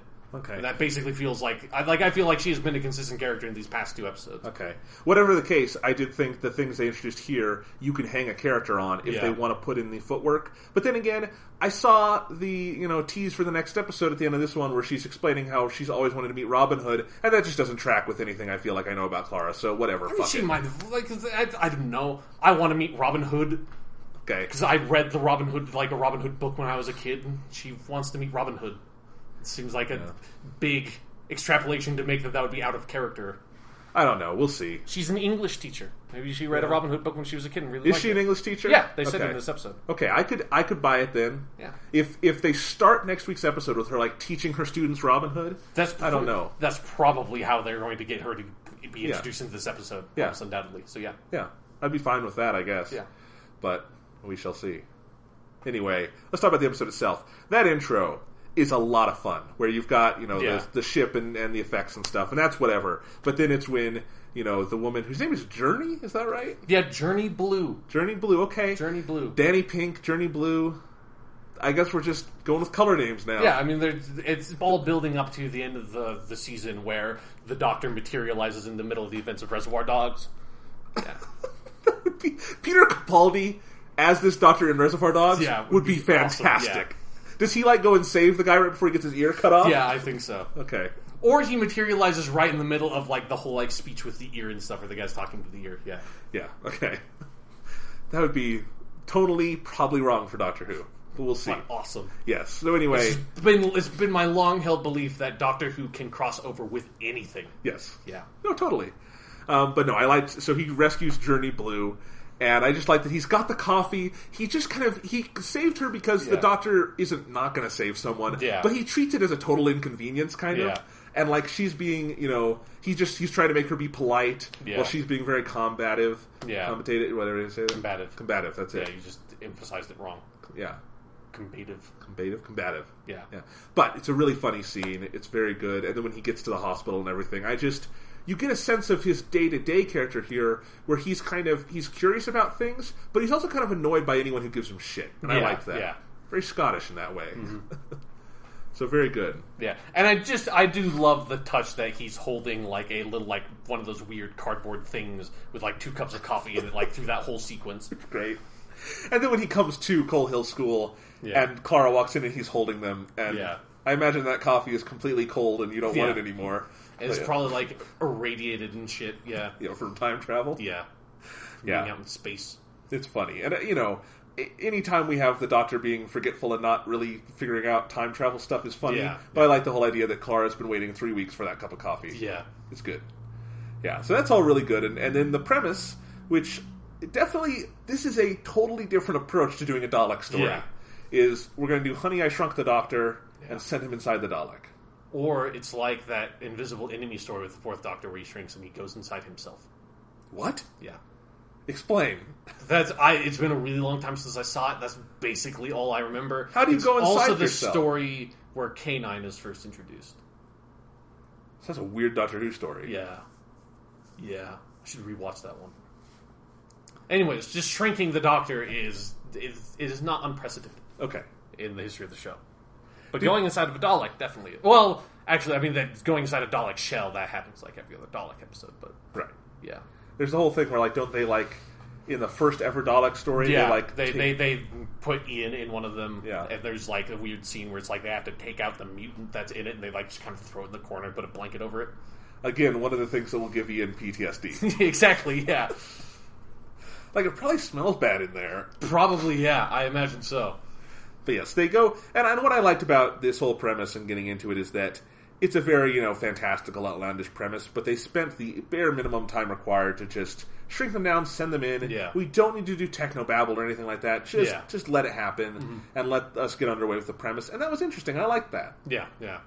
And we skipped over a scene that I wanted to mention, which is where they're in the TARDIS with Clara, and he's trying to ask her about, is he a good man? Yeah, yeah. That had been in all the trailers, but I actually liked it in context a lot more, where he's, trying to get her to be honest, and he just wants to know this about himself, because you can tell he's kind of trying to make a choice about whatever he's going to do next. Yeah, yeah. And I think a lot of what he does over the episode is based on her non-committal answer of "I don't know," and it's if he doesn't know, then he kind of has to do this and try to figure it out. Yeah, because there's a lot of and this is a common Doctor Who trope, but there's a lot of stuff in this episode where I think he seems to kind of know where he's going with stuff, while he's also kind of seeming like he doesn't to the people in the room. But I think he does kind of know what he wants to try to do, which is, as Clara calls him out on, he wants to see if he can be legitimized in his feeling that Daleks he are wants evil. to be proven right, ultimately. Yeah. Yes. So I liked that. But would Clara say, "I don't know"? I think so, especially like to this doctor. Doctor, yeah. Like I think after he regenerated, I think she is still unsure about who he really is. You know, fair enough.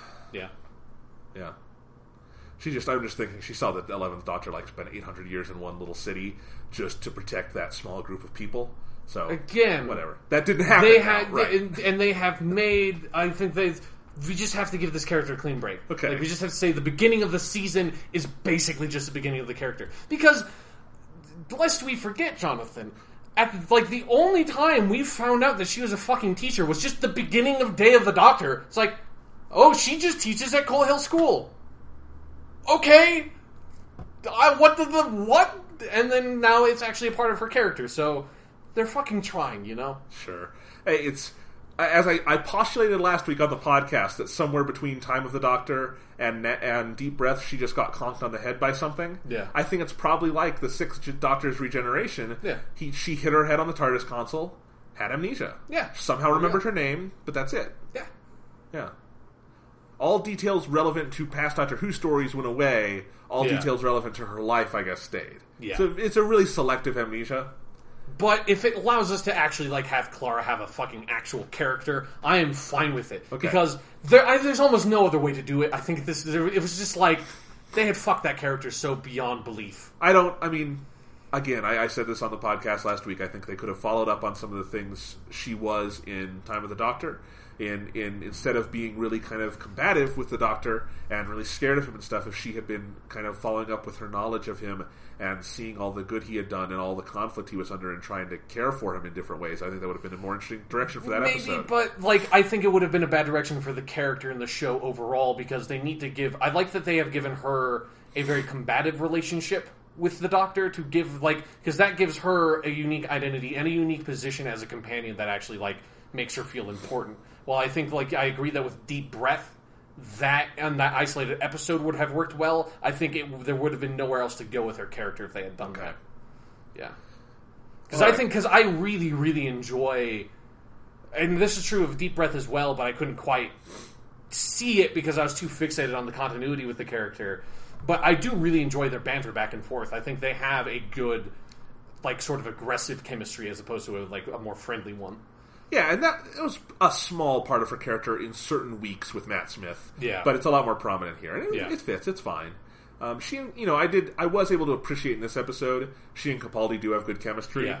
I don't think it's as clear as it was with Matt Smith yet, but they've only had 2 episodes. But I think she has a far more interesting relationship with Peter Capaldi's character than with Matt Smith's, where she just was a generic companion. I'm just talking about them as actors. Yeah, sure. But But no, I agree. I mean, they've tailored this new Clara. It's like the new Nintendo 3DS, the new Clara. It looks kind of similar, but it's different. They've tailored the new Clara to the new Doctor, and that... Yeah. But no. Let's talk about the actual story here. So they go into the Dalek. Yes, into the Dalek. And I mean, there's so many, things that happen and things we could talk about. What, strikes your attention here? What do you want to talk about? I guess one of the earlier things that happens that's pretty interesting. This is a pretty different direction, particularly for New Who, is the scene where the one soldier shoots the grappling hooks or whatever into the inside of the Dalek, and thus triggering a immune response by the Dalek, so it sends its Dalek antibodies. And so then the Doctor throws him what you assume is going to be something that's going to save him, but what you actually find out is some sort of radiation tablet or something, so the Doctor can track him, and the guy eats it, and then he just gets immediately vaporized. Yes. And then everyone's like, I thought you were trying to save him, and the Doctor says, he was already dead, I was trying to save us. Yeah. It was pretty good. It's pretty badass scene. Yes. I mean, that's one of the things I really, really liked about having just a Doctor Who story this week. Yeah. Is that we got to see what's this Doctor like when he has to just walk into a room and command it? Mm-hmm. Because that's something all the Doctors do, is they just walk into a room and everyone listens to the Doctor, even though he has no business being there. Yeah. And, I think Peter Capaldi does it differently than any other Doctor, in that he comes into the room and he doesn't really give a fuck what you have to say. Yeah. He's above it. He's detached from it.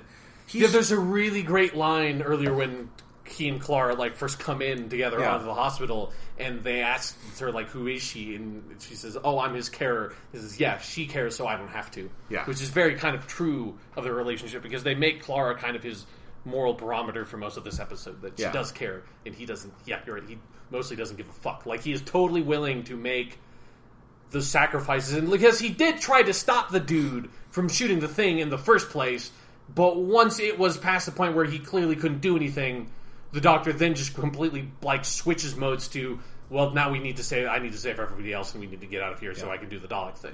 He's not doing the "I'm sorry, I'm so sorry" thing. Yeah, he's doing he's moved on from that. You dug your own grave. Yeah. So very interesting on that level, and it gives. There's a very unique energy when Peter Capaldi walks into a room, or is in an action sequence, or is doing the Doctor, exposition that the Doctor always does in these scenarios. And I really liked seeing that. And, and with the benefit of this being an interesting original story. Yeah. But even if it hadn't been, I don't expect the Robin Hood episode is going to be good, but I still would like to see what's the Doctor like now in a historical context. Yeah. I'm really fascinated to see Peter Capaldi in these different modes. Semi-historical. Semi-historical, I bet it's not going to be actually historical. No, Robin Hood's going to be a robot or something. Yeah. Of course, because whatever. Robin Hood did not really literally exist. Yeah. So, whatever. We'll talk about that later. Yeah. That's a really good scene. And then we have, I liked all kind of the anatomy of a Dalek things, where they have the antibodies, and they have the particular memory banks, and they have apparently they eat people somehow and have that weird sludge room. Yeah. Which I was thinking about that for a while, and then I now have come to the conclusion that must be what the plunger's for, right? That must be how they eat people. So I was thinking, it's what do they do? There's nothing, a Dalek doesn't have anything to eat with.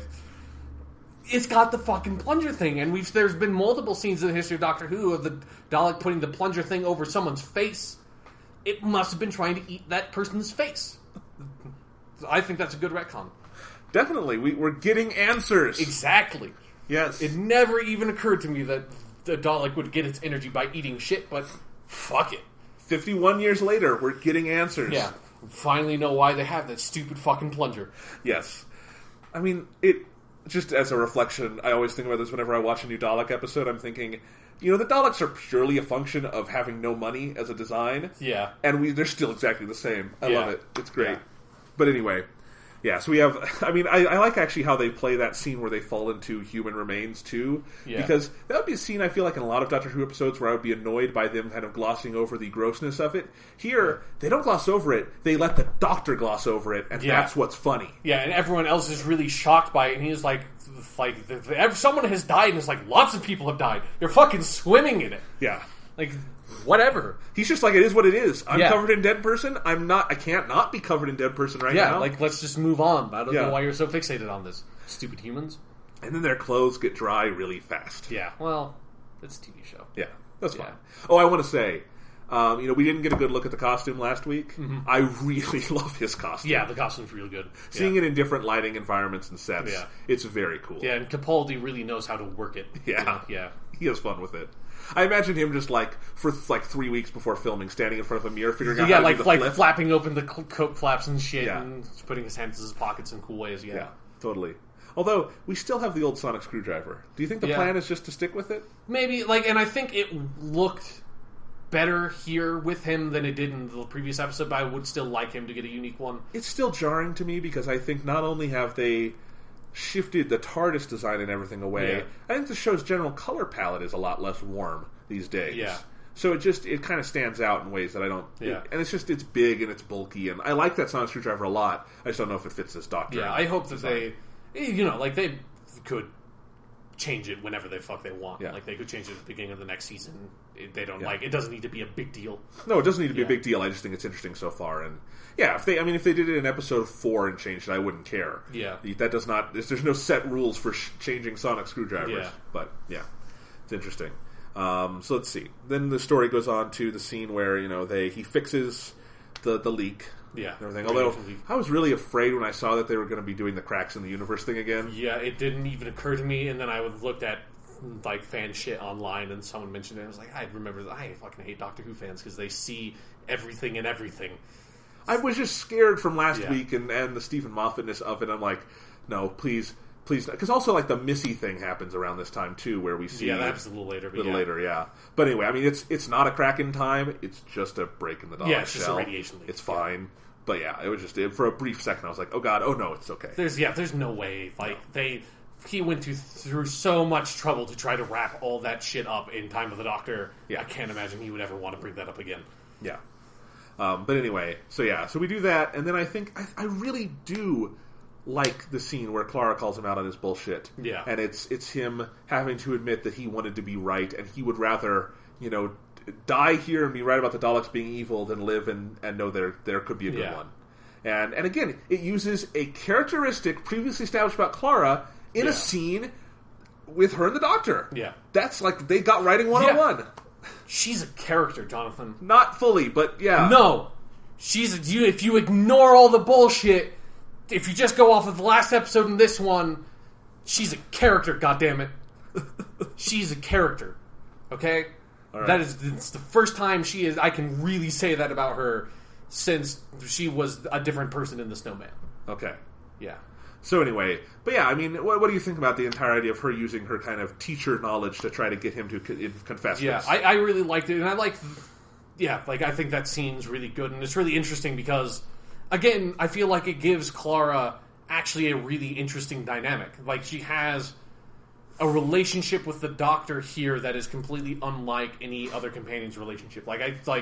Maybe Amy could have had a similar moment, but I don't think their dynamic was not quite like that. And there's something. Well, Amy, grew up kind of worshiping the Doctor. It's a different thing. Yeah, and so there's something very interesting there where they have. I think the Doctor recognizes it. They have a much more sort of equal relationship because I feel like he intentionally brought her with him so that she would do something like that because he knew that he doesn't really know what he's doing with the Daleks, that he is too prejudiced, he can't sort of really see the truth of the scenario, that he needs someone more objective with him, and the only person else that he has really is Clara. And so she has a very important role in the episode there, and it's a really good turning point for the episode. Yeah, absolutely. And it leads to what I think is the high point of the episode, the best scene, which is when he finally gets to the Dalek brain, or the creature, and he's talking to it, and then he feeds his own consciousness into it. Yeah. And I think that is such a powerhouse scene for this Doctor and for Peter Capaldi, and him, trying to make this Dalek remember the star being born. Which, by the way, I love that as a piece of logic for how a Doctor for a Dalek could become good, is realizing that you can never kill life. Yeah. That's really interesting. And then it's a good inversion of the phrase "resistance is futile." Yes, yeah, that was really cool. And I really do like that scene where he is, talking to the Dalek, trying to get that to happen, and then the horror on his face when he sees that he kind of just makes it worse when the Dalek sees the hatred inside him, and then the inversion later in the episode of "You are a good Dalek." Yeah. Pretty. I mean, that's chills. Yeah, and it's really good. Yeah, yeah. It is another scene kind of similar to the climax of last week, where I wish there wasn't so much else going on at the same moment, because we're cutting to a lot of very generic action stuff, and I think because you're cutting to Clara having to hit the thing to make the memories pop doing whack-a-mole or whatever, and then you're cutting to the people outside fighting the Daleks. Yeah, and it's just. You could do those intercuttings twice and I would understand where they are. It's just, it's a little too frequent for me because it's not that we're cutting away to anything interesting. We're cutting away to people running and shooting. And I thought there was a lot of too rapid editing in the episode and last week, and I'm sure it's just a directorial thing, but... I was fine with it here in that scene in a way that, I don't know. I guess I felt like they're that fighting with the Daleks was more dynamic and interesting.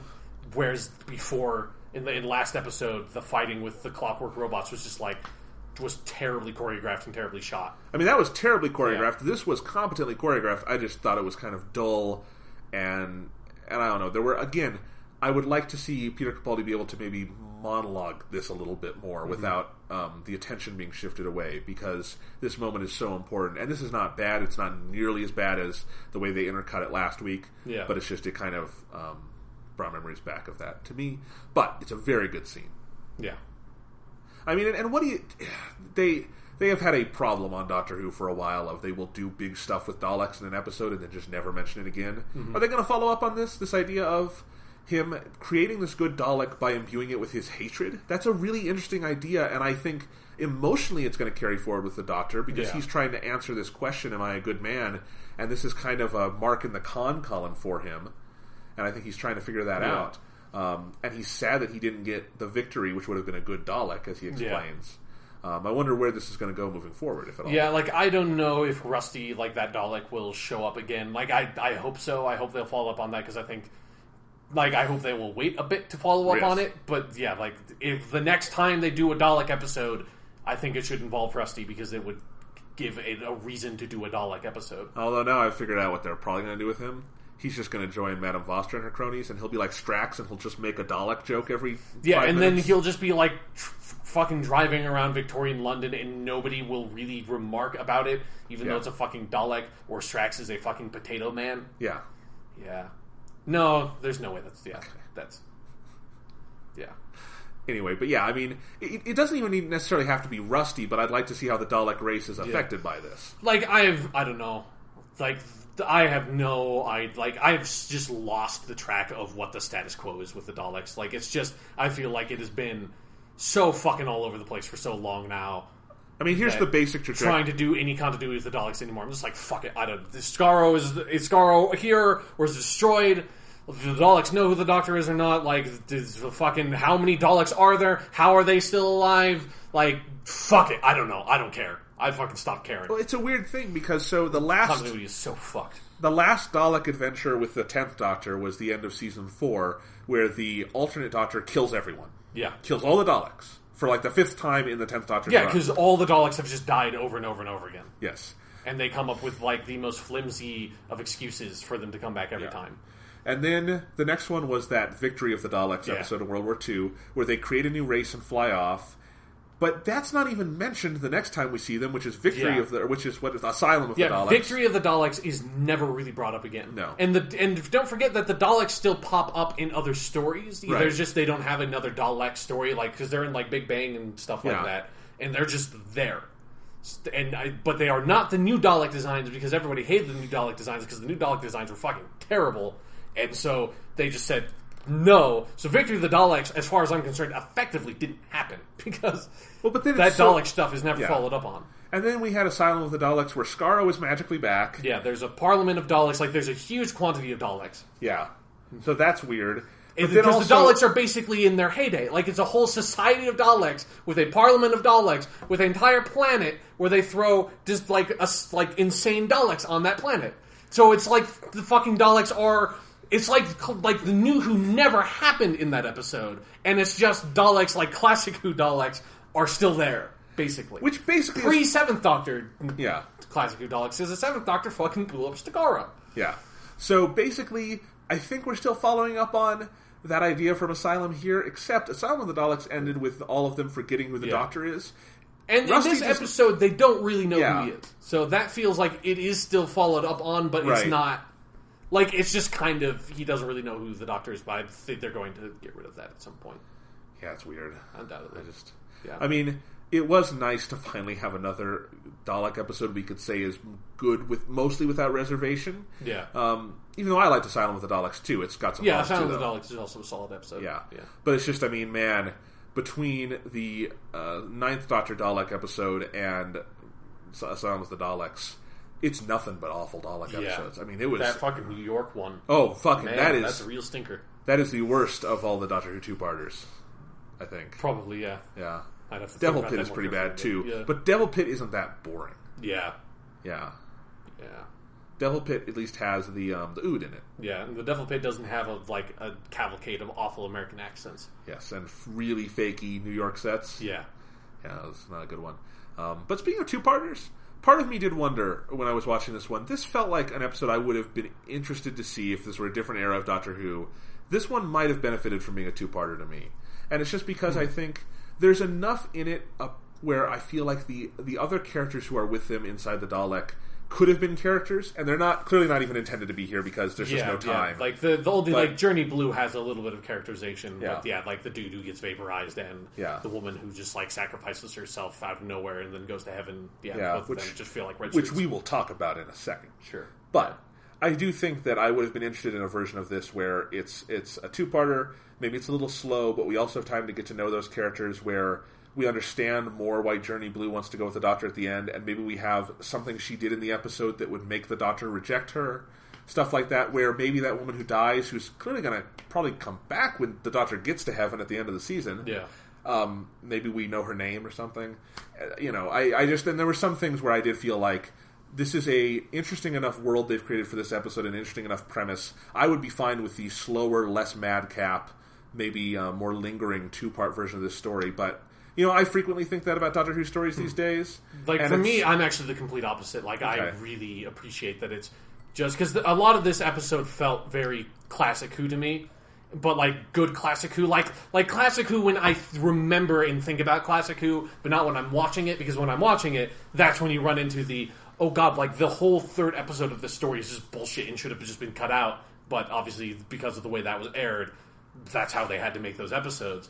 And so I thought this was very tight. It was very focused. I mean, it has throwaway characters, but I think that's fine. Like, it doesn't, like, those characters don't need to be designed, like, well-defined. They serve their purpose. The only one that I don't like, and we will talk about it, is, like, the woman who goes to heaven, because I think it's a bad, like, generic action movie scene that she has that's not needed, feels pointless, and feels like that character was literally written in only so they could have the heaven scene, which just is bad.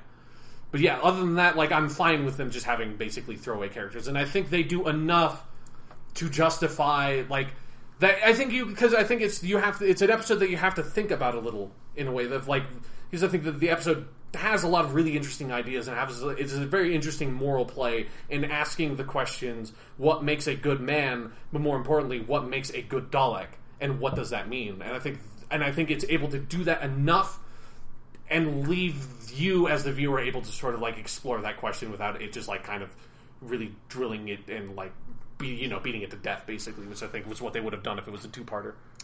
I get that. I just personally, and I thought this through Series 7 and the last half of Series 6, and I'm thinking it now, I do miss the lingering you would sometimes get with two-parters, and I understand the two-parter thing could be wildly erratic on this show. But, Like, I'm trying to think what were, like, the really good two-parters were, like, Family of Blood is... Dr. Dances in Season 1. Yeah, Dr. Dances, Season 2 is just all bad. And then it has the Silence in the Library. That's a two-parter, right? Yeah, it's a two-parter Series 4. Series 3 has Human Blood, Family of... Yeah, that's Family of... Yeah, that's what you said, okay. And then I think Stephen Moffat, honestly, I don't know why he's the writer who got rid of the two-parter. Because he's the one who made the best use of the two-parters. Yes, yeah. Absolutely. In Series 5 and the first half of 6, whether it was he doing it or other writers, those two-parters were all good. And though there's not a single Doctor Who two-parter, I recognize this, that does not slow down in some point, just as there is not a single Doctor Who serial that doesn't feel a little slow here or there. It's just, sometimes I miss the lingering because every Doctor Who episode now has to be so madcap and it has to get its ideas across so fast and everything. Sometimes I just miss being able to linger with the Doctor and his companion and side characters sometimes. And I know I say this after complaining that Deep Breath was 4 hours long. Yeah. But Deep Breath didn't do any lingering. It was just a lot of madcap, boring, shitty scenes going on for 80 minutes. So, whatever. I appreciate the brevity of these episodes. Okay. Like, it was something that I appreciated, especially on the second viewing of the back half of Series 7, with, like, that had its problems, but the good episodes there, I think, really benefited from them just saying, like, fuck it, we're just making one-episode stories. I agree. I really enjoy that format in television in general, but it's like a format that is largely dead because everyone jumps on like the heavy serialization train. I understand. I appreciate that they're fuck it, one episode, one story. That's I know, but I'm not saying every episode should be it. It's just sometimes I kind of miss it. But there are. A Doctor Who episode really knows how to use its 45 minutes. It can be great. We're talking Hyde, Nightmare in Silver, those sorts of things from last season. It can be totally great in 45 minutes. This was one I felt like I would have been fine spending more time with. I'm not saying it necessarily should have been, needed to be. Yeah. It does not hugely impact my enjoyment. It's just something I thought while watching and while rewatching certain parts of it this morning. But yeah. I want to talk about these fucking awful heaven scenes we're getting. Yeah. Because, I mean, at least this one is literally like 30 seconds, if not even that. My biggest problem is that I am 99% sure after this week that that's River Song and that's the library and that's the thing, because it looks exactly like the set from Silence of the Library. It reminds me a whole lot of the library, because even just like the getting teleported like that is kind of like how that happened. I am positive that's what they're doing now.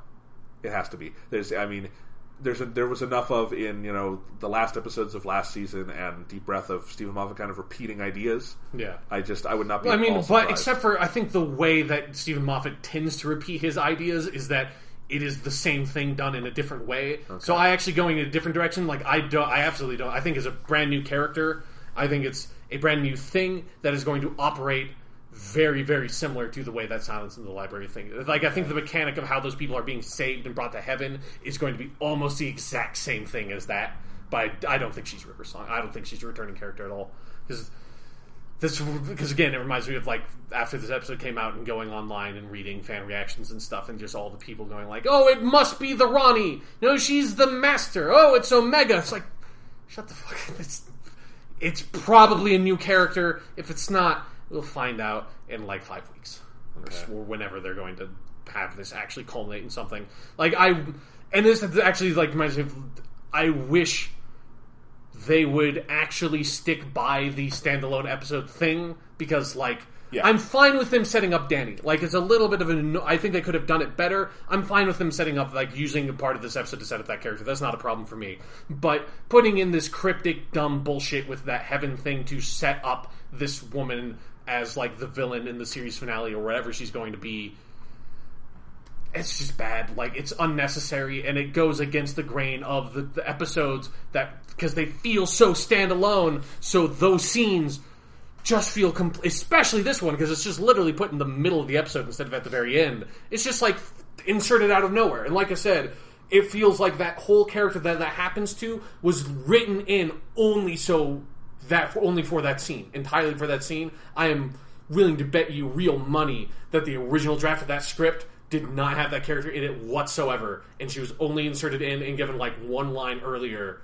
I think because she has almost no lines, to the point where the first time I watched it, when she started like doing her like I'm going to heroically sacrifice myself, I had to do a double take of like, wait, who the fuck are you? I thought there was only the dude in Journey Blue were the only soldiers on the fucking thing. I think actually, Sean, we can probably prove your theory, because here's the thing. This is a Phil Ford episode. He wrote The Waters of Mars. He's written this. Clearly, I think he should keep writing Doctor Who. Yeah, very good. He's got a very good eye for the darker sides of the Doctor's personality. Yeah. But this is the first episode of Stephen Moffat's run. Yeah, that is co-written. It's Phil Ford and Stephen Moffat. And I assume what he did is he put in the Danny Pink scene, and he put in that. Yeah, that must be it. Because the rest of it does not sound Moffat-y at all. Mm-hmm. But those scenes, I mean, they don't sound overly Moffat-y, but they're the kinds of things a showrunner would put in. Yeah. And I think the Danny Pink scene is substantial enough that he would probably require credit for it. Sure, yeah. That makes sense, yeah. That's what I'm guessing. Yeah. Yeah. And it's just frustrating because I feel like Stephen Moffat keeps on saying, no, we're doing standalone episodes, we're moving away from like the series arc stuff. I feel like he said at the beginning of Series 7, I feel like that was a sentiment that he expressed at the beginning of Series 8 from like the little interviews that I read. And then it's like, you start fucking watching it, it's like, you're doing it again. It's exactly like in fucking Series 6 when you had what's her fucking eye patch lady constantly like opening up, or at the beginning of an episode, the Doctor being like, is Amy pregnant or is she not? I don't know. And then you just actually tell the episode. It's like, it's just distracting and obnoxious, and it doesn't need to be there. It's funny because Series 5 is to me the most serialized of all these, and yet it really isn't. He did it so much nicer, where it's just you'll see a crack or something, but really what they did there is that they seeded it. For one, they did it more piecemeal, where like it was like episode 5 where we learned what the cracks were. Yeah. And we got it like that. But each episode could tell its own story. If any arc intruded, it was more in where the characters were at. Yeah. And how they were growing as people, and these relationships and things. And again, you can show a crack in a wall somewhere, and it doesn't have to be as intrusive as a scene with an actress in heaven, whatever it is. Yeah. Yeah. But I'm just worried we're going to get this for like 11 or 12 weeks, because the finale of this series is called Death in Heaven. So it feels to me like they're waiting until the end for that. Yeah, hopefully they don't put these in all of them. Like, hopefully it was just happened to be they happen to be back to back. I don't know. Yeah. Hopefully they'll be like, hey, they get the point, and you don't need to put these in all of them because it's just annoying. I will say part of why I'm worried it's River Song is that while it has been a full year since this episode aired, it's only been like 3 or 4 episodes since Name of the Doctor. Yeah. And Name of the Doctor does kind of sledgehammer you with the thing that she's a computer thing now. She died in the library. Sure. This is where she is. That's where she'll go back to. The tone of Name of the like the tone of those scenes was so like we're saying goodbye to this character to me that the tone of the end of God Complex was we're saying goodbye to Amy and Rory, but that didn't happen. Yeah, well, I don't know. I think it's different. We'll see. Yeah. Because I don't think... Yeah. We said goodbye to Alex Kingston, but who knows? She's Time Lord or something, whatever the fuck she is. She can regenerate. It's like I hope... Because you just have to... Because they made it so clear that that would kill her, because that's how they fucking established it originally, is that thing will kill you no matter how many regenerations you have. I think that was maybe her last regeneration anyways, because she like gave him... I don't know. Yeah, some Let's bullshit. Kill Hitler. Yeah. So, like... You would have to do so much narrative work to justify her having regenerated. I don't think there's any way it's River Song. We'll see. Yeah. I hope it's not. But anything else to say about Into the Dalek? Well, yeah, I think we should talk about the moral quandary at the heart of the episode. Like, what... Because I think it's really... Especially at the end, because it reminds... Because, like I said, I think a lot of this episode takes some ideas that were introduced in Dalek, because at the end of that episode, the Dalek... says to the Doctor, you would make a good Dalek. Yeah. And here he says, you are a good Dalek, but I like that the tone of it, like, they're using the different definition of the word good. It's not that you would make an effective Dalek, or that you are an effective Dalek, it's that you are a good one, that you are a morally righteous Dalek. Yeah. So I just think it's a very interesting sort of question to make, because also...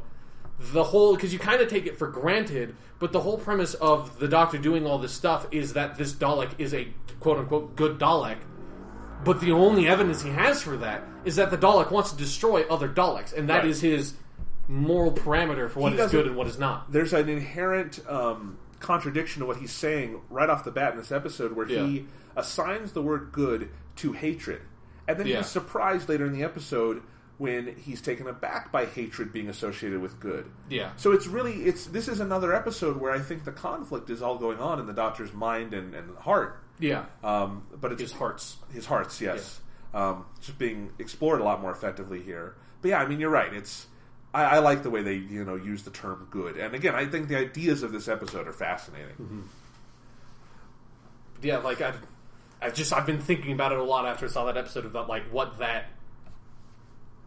Because the Doctor has such a long history with the Daleks, and it just makes me think back to Genesis of the Daleks, where the main quandary at the heart of that episode was more or less the sort of the Let's Kill Hitler time travel thing of the Doctor has now had this opportunity in Genesis of the Daleks, where he was at the Genesis of the Daleks when they were made by Davros, and he had an opportunity to stop that and destroy them and kill all of them, but he ultimately decides not to, because he comes to the conclusion that would make him then no better than the Daleks. And so it shows... I think this episode shows very effectively how much the Doctor has changed, and how the way this Doctor behaves makes the Doctor then feel very naive in a lot of ways. And it also sort of ties into the idea of where the Doctor does not want to bring on Journey Blue because she's a soldier. But I think the main reason why he doesn't want to bring her actually is because she wants to go with him because she sees him as a good Dalek. Because she decides to go with him immediately after the Dalek tells the Doctor, you are a good Dalek. And so what a good Dalek is the perfect soldier. Because that's all... A good Dalek is a perfect soldier that fights for the right cause and not for the wrong cause.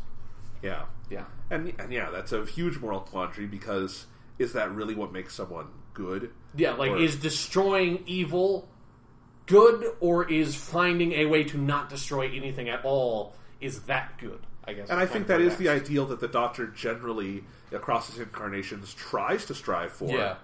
But, there are times when he said fuck it and destroyed Skaro. Yeah. There are times when he's really given into his hatred, like in the Dalek episode with the Ninth Doctor. And there's times here where I think he's not sure what he wants to do. Yeah. Other than he wants to keep that hatred right up until the moment he sees it reflected at himself. Mm-hmm. Yeah. And he realizes he doesn't want that, and I think he wants to find a way to rectify these mistakes he's made in a more peaceful way. Yeah. It follows again. If the whole thing in Deep Breath is the point we end up at is him saying, I'm the Doctor, I've lived for 2,000 years, not all of them were good, it's time I did something about that. Yeah. And I think we weren't sure, is that going to be, he's going to go on a righteous tirade? Mm-hmm. What's going to happen? And I think it's a lot more subtle than that. It's a lot more complex. It's nuanced. Yeah. And it's something that I like that they're doing with this Doctor, because it does feel like it carries on some ideas that Deep Breath had that were not very well expressed, of this Doctor is ill-defined in some ways, because he is soul-searching. Like, he's trying to figure out what is the right thing to do, like, what is a good man, and how can the Doctor, when the Doctor has so much power and so much influence, how can he be a good man, and with all the shit that he has done, because he's done some bad fucking shit. And I really hope they continue to be able to paint it in these nuanced strokes, because one of the problems, I think, at various points of Matt Smith's run, and it has nothing to do with Matt Smith, but with the writing sometimes, is that Stephen Moffat would, and this includes episodes I like A Good Man Goes to War, but just saying he's a good man, I think, is something Stephen Moffat would do a lot, where he would make a big declarative statement about the Doctor. Yeah. And then he would work in these really big exaggerations and broad strokes, and I think that limited the power of whatever themes they were going for. Yeah, because it sort of it continued, I think, a bit of the style of most of the 11th Doctor's era, where it was so, especially when it started, it was so fairy tale, and that sort of, that storytelling style lends itself to these big declarative statements that, I think I agree with you, limited certain portions of the 11th Doctor's run, that then going to a much more nuanced, sort of morally exploratory theme and style with this new Doctor it's very refreshing. Like, a lot of this episode just felt very refreshing and fresh to me, both in terms of it being just a good, solid episode of Doctor Who that had an interesting use of its companion, and a good use of the Doctor, and a good use of the Daleks. And it just felt like, I feel like I haven't had an episode of Doctor Who this refreshing in a while. Okay, yeah. Yeah, I mean, it kind of reminds me of when you got the last Neil Gaiman one, Nightmare in Silver, which felt like the best use of the Cybermen in a long time, and did an interesting thing with the Doctor in this Cyberman story. Yeah. It's just that the Cybermen do not have the level of intrusion onto Doctor Who that the Daleks do. So, yeah. And, Deep Breath did the nuanced thing poorly because it tried to have its cake and eat it too, being both nuanced and grandstanding. Yeah. So if we're just crossing our fingers that Deep Breath was a massive fluke or something, and they get away from that very quickly. But, I mean, like I said before, a single episode is a single episode in Doctor Who. It does not contaminate the show. It might do dumb shit like putting in the fucking heaven stuff, but even then, we make a big deal out of it on this podcast, but it's not a very significant aspect of the episode. It's just a minor distraction. No, unless they keep doing the stuff they did there. That's all I'm saying. But we'll see. No, this was good. This was better. Yeah. Anything else to talk about with it? No, good episode of Doctor Who. All right. I'm really worried next week's is going to be just completely fucking awful, because I like the idea of a Robin Hood Doctor Who story, but it's a Mark Gatiss episode. And Mark Gatiss' signature on Doctor Who is taking premises that should be interesting and making fucking terrible shit episodes out of them. That's the thing he's good at.